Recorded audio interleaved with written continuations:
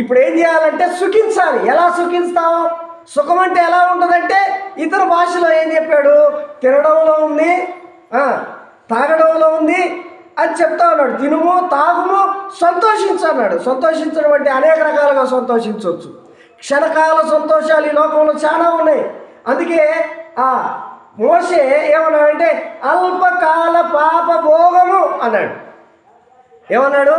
అల్పకాల పాప భోగం అంటే కొంతకాలం ఉండేటటువంటి, అల్పకాలం ఉండేటటువంటి ఈ పాప భోగము మన జీవితాలను భ్రమ పెడతా ఉంది. అందుకని ఈ భ్రమను బట్టి ఒక వ్యక్తి ఉన్నాడు. ఒక వ్యక్తికి 2 కుమారులు ఉన్నారు. ఆ 2 కుమారులు ఏం చేశాడంటే తండ్రి దగ్గర ఉంటే తన ఆటలు సాగట్ల. ఇప్పుడు తనకి ఏముంది? వ్యామోహం ఉంది. ఏ వ్యామోహం ఉంది?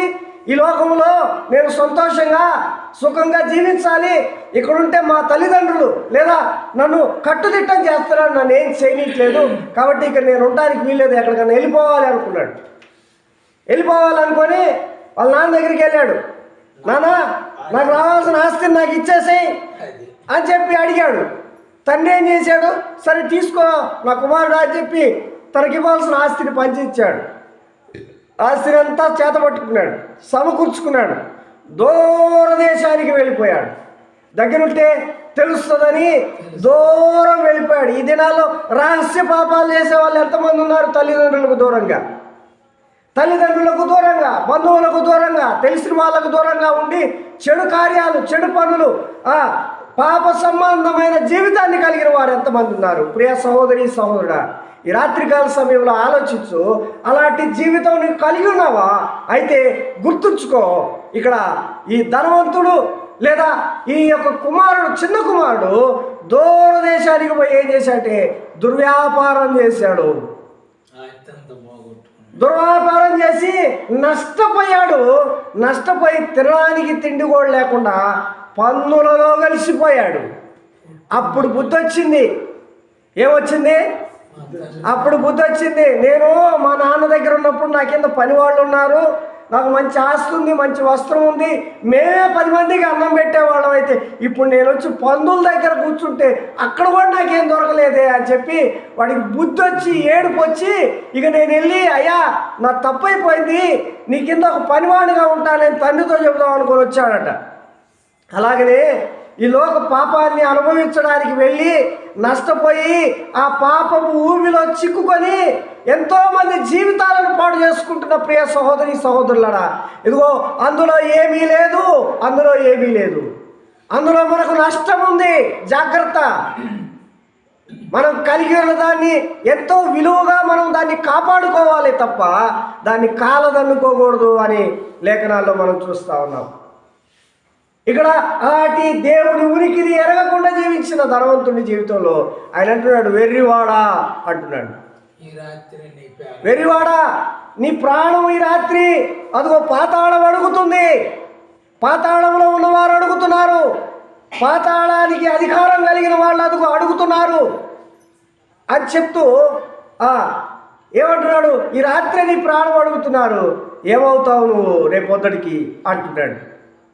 కాబట్టి ప్రియులరా, గమనించండి, మనకు ఈ లోకంలో ఎన్నున్నా కూడా అక్కడికి రావు. కానీ ఇక్కడ మనం చూసినట్లయితే మనము దేవునికి ప్రార్థన చేసే వారంగా ఉండాలి.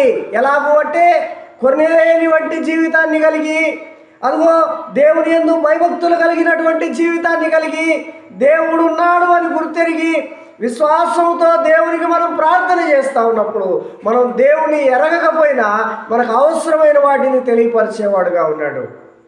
ఇప్పుడు కొర్నేలికి జవాబు ఇచ్చాడు.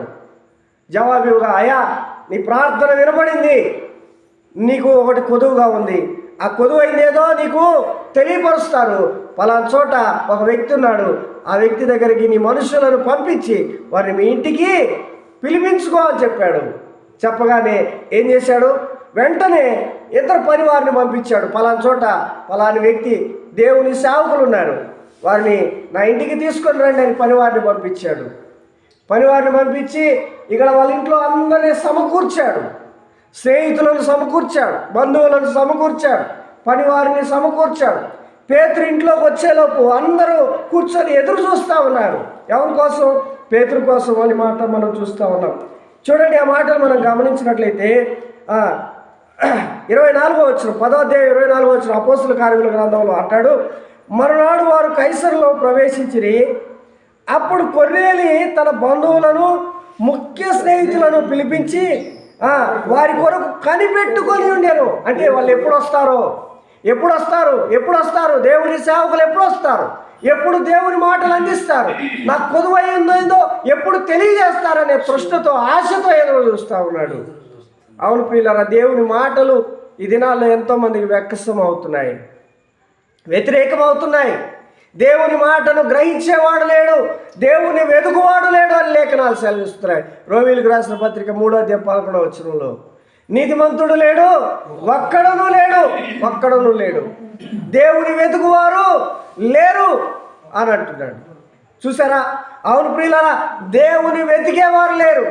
లోకానుసారమైన జీవితాలతో దేవుని వెతికితే ప్రయోజనం లేదు. కానీ ఇక్కడ మనం చూస్తే కొర్నేలిలాగా దేవుని వెతికినప్పుడు, ప్రార్థించినప్పుడు దేవుడు ఖచ్చితంగా మనకు అవసరమైన కొదువులను తీర్చేవాడుగా ఉన్నాడు, మనకు సహాయం చేసేవాడుగా ఉన్నాడు. నేను ముగిస్తాను ప్రియులారా, గమనించండి. కాబట్టి ఇక్కడ మనం జ్ఞాపకం చేసుకున్నట్లయితే దేవుని దైవ గ్రంథంలో మనం చూస్తూ ఉన్నప్పుడు కొర్నేలి తన జీవితంలో అలాగూ ఎదురు చూడగా పేతురు వచ్చాడు. పేతురు లోపలికి రాగా కొర్నేలి అతన్ని ఎదుర్కొని అతని పాదముల మీద పడి నమస్కారము చేసెను. అందుకు పేతురు నీవు లేచి నిలువు, నేను కూడా నరుడినే. చాలు. ఈ మాట ఆగినప్పుడు ఇక్కడ పేతురు ఆ దేవుని స్థానాన్ని తీసుకోవట్లేదు. చాలా మంది కాళ్ళ మీద పడి పాదాభివందనం, అది ఎవరికి చేయాలంటే దేవునికి మాత్రమే చేయాలి, మనుషులకి చేయకూడదు, సేవకులకి చేయకూడదు. ఈ భూమి మీద మానవుడిగా పుట్టిన ఎవరికి కూడా స్థానం ఇవ్వకూడదు ప్రియులారా, అది దేవుని స్థానం. అందుకని ఆయన అంటున్నాడు, నేను కూడా నీ వంటి వాడనే, కాబట్టి నువ్వు నిలువు. అసలేంటి విషయం చెప్పంటే ఇంకా చెప్పాడు, ఇలా ప్రార్థన చేస్తా ఉన్నాను, అలా దూత ప్రత్యక్షమై ఇలా చెప్పింది, ఇలా చెప్పాడు, అక్కడికి వెళ్ళమన్నాడు, పంపించాను, మిమ్మల్ని పిలిపించుకున్నాను, ఇప్పుడు మీరు మాతో ఏదో విషయం చెప్పండి అంటే అప్పుడు పేతురు ఏమన్నాడంటే 24వ వచనంలో అంటాడు. చూడండి ఆ మాట, 24వ వచనంలో దేవుడు 34వ వచనం 34 దేవుడు పక్షపాతి కాడని నిజముగా గ్రహించున్నాను, ప్రతి జనములోనూ ఆయనకు భయపడి నీతిగా నడుచుకుని వారిని ఆయన అంగీకరిస్తాడు. ఎవరైనా సరే, ఈ లోకంలో ఎలాంటి మనుషులైనా సరే నీతిగా నడుచుకొని దేవునికి భయపడి జీవిస్తే ఖచ్చితంగా దేవుడు వారిని అంగీకరిస్తాడు, వారి ప్రార్థన ఆలకిస్తాడు, వారి ప్రార్థనకు జవాబిస్తాడు. వారి కుటుంబంలో ఏ కొదువు ఉందో, వారి కుటుంబంలో ఏ కొరత ఉందో, వారి జీవితంలో ఏ కొదువైతే కలిగి ఉన్నారో దాన్ని ఖచ్చితంగా దేవుడు ఏం చేస్తాడంట, తీరుస్తాడు అనే విషయాన్ని ఇక్కడ కొర్నేలి జీవితంలో మనం చూస్తూ ఉంటే, ఈ కొర్నేలితో మాట మాట్లాడుతూ ఇప్పుడు ఏమంటున్నాడంటే చూడండి 38వ వచనంలో అంటున్నాడు, ఏమంటున్నాడంటే అదేదనగా దేవుడు నజరేయుడైన యేసును పరిశుద్ధాత్మతోనూ శక్తితోనూ అభిషేకించుననిదే అనే మాట మనం చూస్తాం. యేసు క్రీస్తు వారిని అదిగో మన కొరకు రక్షకుడుగా ఆయన అభిషేకించబడ్డాడు. మన పాపముల నుండి మనలను విడిపించడానికి, మనము నిత్య నాశనం నుండి, నిత్య నరకము నుండి తప్పించబడడానికి ఏకైక మార్గముగా ప్రభువైన యేసుక్రీస్తు వారు కుమారుడుగా మనకు అనుగ్రహించబడ్డాడు. ఆయన ద్వారా మనకు రక్షణ కలుగుతుంది, ఆయన ద్వారా మనకు విమోచన కలుగుతుంది, ఆయన ద్వారా మనకు సమస్తమును అనుగ్రహించబడతా ఉన్నాయి. కాబట్టి ఆయన అభిషేకించబడిన ప్రభువైన యేసుక్రీస్తు ఈ విషయాన్ని నువ్వు తెలుసుకోవాలి అంటున్నాడు. చాలామంది యేసుక్రీస్తుని గురించి ఎరగని వారు ఎంతోమంది ఉన్నారు. ఆయన ఏం చేశాడో ఎరగని వారు ఉన్నారు. అలాగే మనం చూస్తామంటే యేసుక్రీస్తుని గురించిన సంగతులను తెలియజేస్తూ ఉన్నాడు. తెలియజేస్తూ ఆయన అంటున్నాడు, ఏమంటున్నాడంటే చూడండి 43వ వచనంలో మనం చూస్తే ఆయన యందు విశ్వాసం ఉంచువాడెవడో వాడు ఆయన నామం మూలముగా పాప క్షమాపణ పొందునని ప్రవక్తలందరూ ఆయనను గూర్చి సాక్ష్యం ఇచ్చుచున్నారనెను. ఇక్కడ లేఖనానుసారంగా లేఖనాల్లో రాయబడినటువంటి మాటల ప్రకారంగా యేసుక్రీస్తు వారి గురించిన సువార్తను ప్రకటిస్తూ ఉన్నాడు. యేసుక్రీస్తుని గురించిన సువార్త ఏంటి? ఆ సువార్త అంటే యేసుక్రీస్తు వారు లేఖనముల ప్రకారము ఆయన మన కొరకు ఆయన ఈ లోకములో జన్మించాడు, ఆయన మన కొరకు మరణించాడు, ఆయన మన కొరకు మరణించి సమాధి చేయబడ్డాడు, ఆయన తిరిగి లేచాడు. ఇదే దేవుని సువార్త. ఆయన తిరిగి లేచనని మనము నమ్మిన మనము రక్షణ పొందుదాము అంటాడు. కాబట్టి ప్రియులారా, ఈ రాత్రికాల సమయంలో మనం ఆలోచన చేసినట్లయితే దేవుడు ఈ మాటలను తెలియజేస్తూ ఉంటుండగా ప్రభు అయిన యేసుక్రీస్తు వారు కదా ఎందుకు పుట్టాడు? ఈ దినాల ఏ దినాలు? క్రిస్మస్ దినాలు కదా. మనము క్రిస్మస్ పండగ చేసుకునే దినాలు.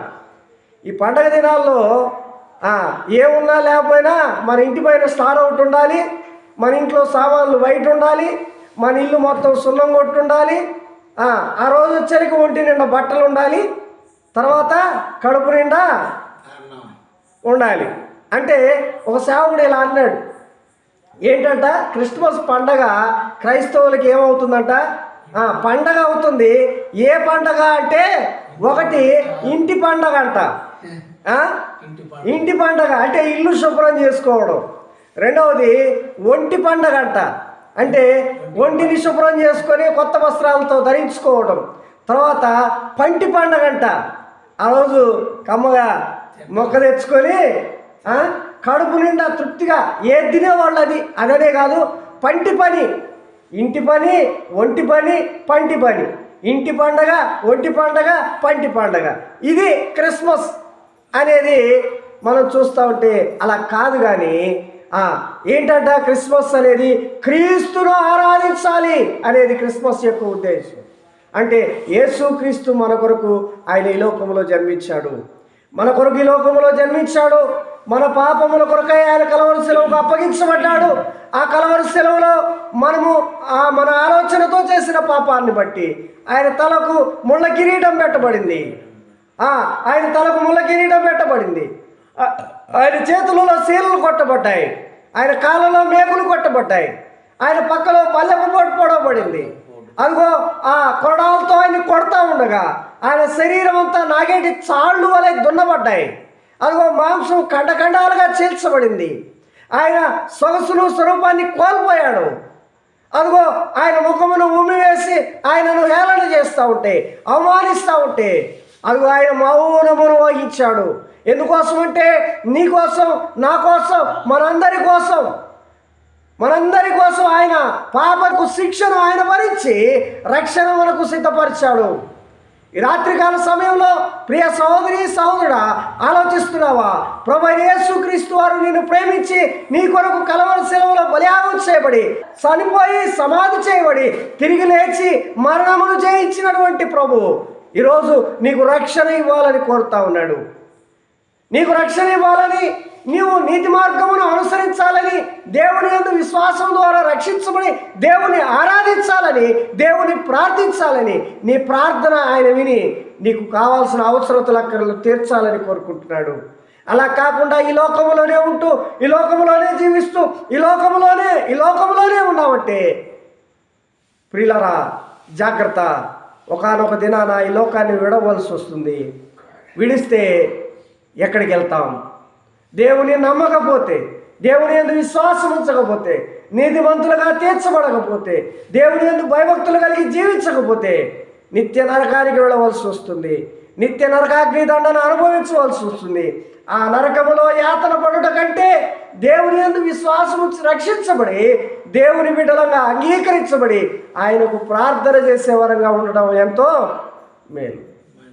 ప్రార్థన చేయటం వలన దేవుడు మన ప్రార్థన ఆలకిస్తాడు, మన ప్రార్థనకు జవాబిస్తాడు. ఆ కలవరి సెలవులో ఆయన చేసినటువంటి బలియాగానికి ఒక అర్థం మన జీవితాల్లో చూపించగలుగుతాము. అలాగే ప్రభువు నమ్మి ప్రభునందు విశ్వాసం ఉంచి రక్షించబడి ప్రభు విడలంగా దేవుని సన్నిధిలో ప్రార్థన చేయాలని ప్రేమతో మనవి చేస్తూ ఉన్నాను. అలా లేకపోతే నిత్య నరకానికి వెళ్ళవలసి వస్తుంది. ప్రభువుని నమ్మితే నిత్య రాజ్యానికి, పరలోక రాజ్య వారసులుగా, ప్రభు బిడ్డలుగా జీవించే గొప్ప భాగ్యాన్ని కలిగి ఉంటా. ఈ రాత్రికాల సమయంలో ఆలోచన చేయి. నువ్వు లోకములో ఉంటావా, దేవునిలో ఉంటావా? లోకములో ఉండి దేవునికి ప్రార్థన చేస్తే ప్రయోజనం లేదు, కానీ దేవునిలో ఉండి ప్రార్థన చేస్తే నిత్య రాజ్యం, మోక్ష మార్గం అదిగో ప్రభువు మనకు ప్రసాదిస్తాడు. కాబట్టి అలాగూ మన జీవితాలను ధన్యులుగా చేసుకొని మనం ప్రభు బిడ్డలుగా ముందుకు సాగే వారంగా ఉండాలని ప్రభు నామమున ప్రేమతో మనవి చేస్తూ ముగిస్తున్నాను. చిన్న ప్రార్థన చేసుకుందాం. తలలో వంచండి. ప్రేమగల తండ్రి, పరిశుద్ధుడు అయిన దేవా, నీకు వందనాలు, స్తోత్రాలు నాయనా. కొన్నేళ్ళ జీవితంలో నాయనా అయా మీరు చేసినటువంటి గొప్ప కార్యం అయా అయా అయా ఈ సమయంలో మా ముందు ఉంచారు, అందును బట్టి స్తుతిస్తున్నాం. ఈ లోకంలో నిజంగా మిమ్మల్ని ఎరగకుండానే జీవించేవారు, ఎరిగేమన్నట్టు భ్రమలో బతికే వాళ్ళు ఎంతోమంది ఉన్నారయ్యా. కానీ అయా నిజంగా మిమ్మల్ని ఎరిగి మీ అందు విశ్వాసం ఉంచి రక్షించబడడానికి సహాయం దయచేయండి. కొన్నేళ్ళు భయభక్తులు కలిగి జీవించిన జీవితాన్ని బట్టి మీరు అంగీకరించారు, తనకు అవసరమైన మార్గాన్ని విశదపరిచి నడిపించారు. అలాగే మేము కూడా మీ అందు భయభక్తులు కలిగి జీవించి మీ గొప్ప రక్షణ భాగ్యాన్ని మేము పొందుకొని అయా మీ బిడ్డలంగా ఈ లోకంలో జీవించడానికి సహాయం దయచేయండి. మీ ద్వారా ప్రతి అవసరం అక్కరత తీర్చబడినట్లు కృప చూపించండి. చేరి వచ్చిన బిడ్డల్ని బలపరచండి అయా. పరివారంతో నాయన బిడ్డలు ఉన్నారు, వారందరినీ జ్ఞాపకం చేసుకోండి. వారి పరిపాటల్లో మీరే తోడుగా ఉండండి. ప్రతి అవసరం అక్కర తీర్చండి. నీ కృపలో బలపరచండి, భద్రపరచండి. స్థానిక సంఘాన్ని ఆశీర్వదించి దీవించి ఈ సంఘానికి కావాల్సిన సమృద్ధిని మీరు దయచేయండి. ఈ శబ్దయంత్రం ద్వారా ఎందరైతే నీ మాటలు ఆలకించారో వారందరూ కూడా పాపము నుండి, పాపపు సంఖ్యల నుండి, పాప జీవితం నుండి నాయన విడిపించబడి ఒక ప్రత్యేకమైన జీవితాన్ని ప్రభువా మీ బిడ్డలుగా జీవించే గొప్ప భాగ్యాన్ని వారు కలిగి ఉండడానికి సహాయం దయచేయమని మహిమ, ఘనత, ప్రభావాలు మీకే ఆరోపించుకుంటూ మా ప్రభువును, మా రక్షకుడు, తండ్రి కుమారుడైన యేసు క్రీస్తు అతి శ్రేష్టమైన ఘనమైన నామమున స్తుతించి ప్రార్థించి అడిగి వేడుకుంటున్నాము తండ్రి. ఆమేన్. మంచిది, అందరికీ వందనాలు.